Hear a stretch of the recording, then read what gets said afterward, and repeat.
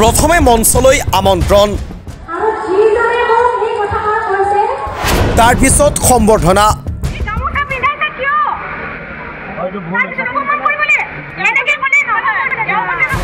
তাৰ পিছত অপমান।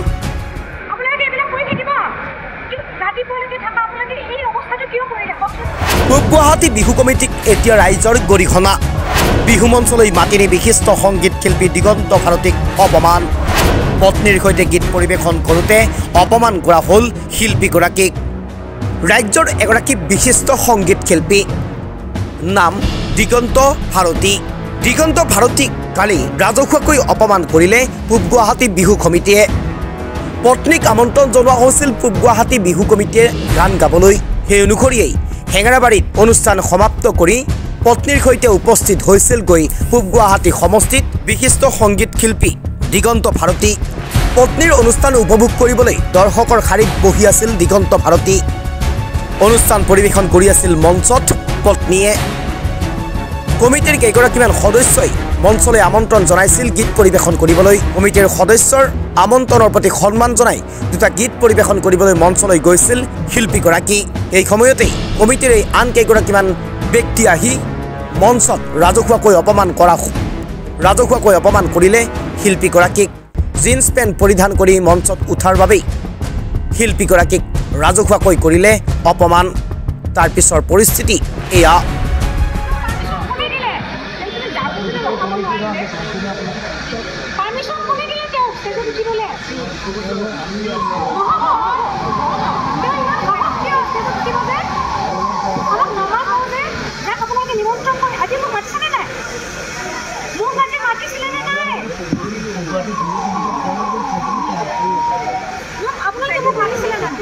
আজি মোক মাতিছিলে ন, সেই অপমানটো কিয়? মাইক্ৰফোন কিয় অফ কৰা হ'ল? মোক লাগে মাইক্ৰফোন কিয় অফ কৰা হ'ল?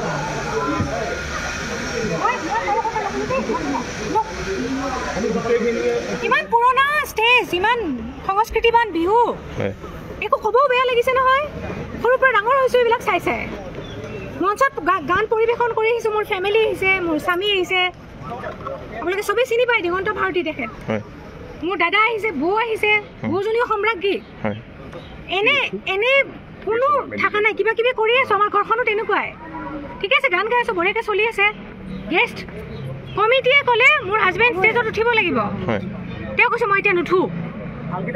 তলৰ পৰা গান গালে, মই কৈছোঁ মই নুঠো, বহি আছে। তাৰপিছত নাই, আৰু দুটামান গান গোৱাৰ পিছত তেওঁক লাগে। কমিটিয়ে আহি পেলাই তেওঁক উঠালে, উঠাই গামোচা পিন্ধালে। অ'কে, গেষ্ট হয়, গেষ্ট, আপুনি গেষ্ট হ'ব পাৰে। গেষ্ট ইয়াতে চবে কি আপোনালোকৰ কিবা দিছে নেকি? ড্ৰেছ কোড কিবা দিছে নেকি? যে যেতিয়া আপোনালোকে গেষ্ট হৈ আহিব ধুতি পিন্ধিব লাগিব, এইবিলাকতো কোৱা নাই। গেষ্টে হাফ পেণ্টো পিন্ধিব পাৰে, চব পিন্ধিব পাৰে। অ'কে, তাৰ আগতেও দেখিছোঁ মঞ্চত যিয়ে গান গাই গ'ল গোটেই মিউজিচিয়ানে জিন্স পিন্ধি উঠিছে। অ'কে, মোৰ মিউজিচিয়ানে গোটেই জিন্স পিন্ধি উঠিছে। তেতিয়াৰ পৰা কিমান গান গালোঁ, 1 ঘণ্টা গানেই গালোঁ। সেনেকৈ তেওঁক মাতি নি মঞ্চত, তেওঁ বহি থকা মানুহটোক মাতি নি মঞ্চতে গামোচা পিন্ধাইছে। অ'কে, তেওঁ মোক বাৰে বাৰে কৈছে মই আহিছোঁহে, মই ক'তো নাযাওঁ তোমাৰ লগত, কাৰণ তেওঁ নিজৰ প্ৰগ্ৰেম আছিলে। ক'তো নাযায় মোৰ লগত, সময় নাপায়। অনুষ্ঠান বেলেগে বেলেগেই কৰা যায় মেক্সিমাম।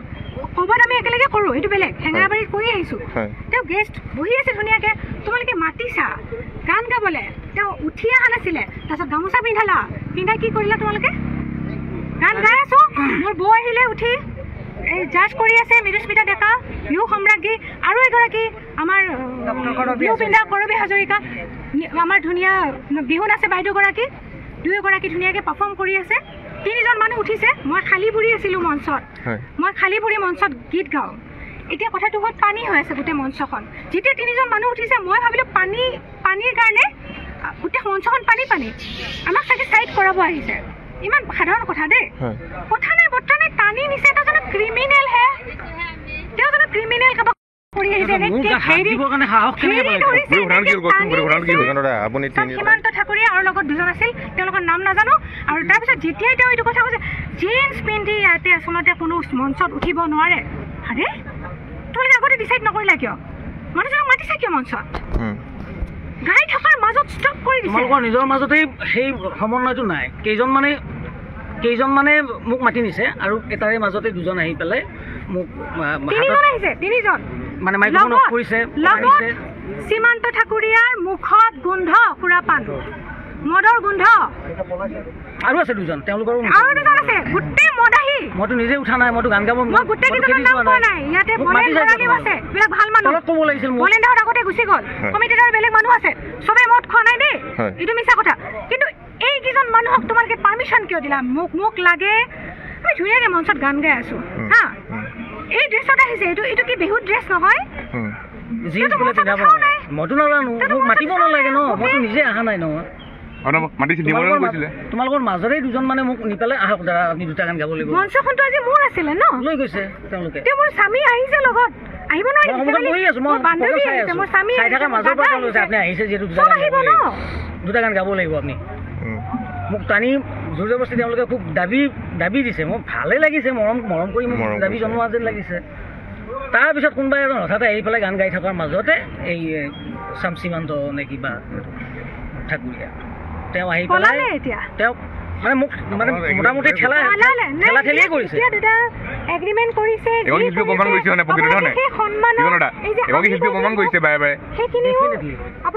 আগতে জুবিলিৰ লগতো হৈছিলে সন্মান দিব পাৰিব লাগিছিলে এই মাইক্ৰফোন অফ কৰা শুনক সেই মাইক্ৰফোন অফ কৰা ইমান অপমান কেনেকৈ কৰিব পাৰে হে ষ্টেজৰ পৰা নমাই দিয়া আমি অভদ্ৰামি কৰিছোঁ নেকি ষ্টেজত এইটো এটা ডিফেমেশ্যন কেছ হয় মানহানি গোচৰ হয় কিবা অভদ্ৰামি কৰিলোঁ নেকি কিবা আমি এতিয়া খাইছোঁ নেকি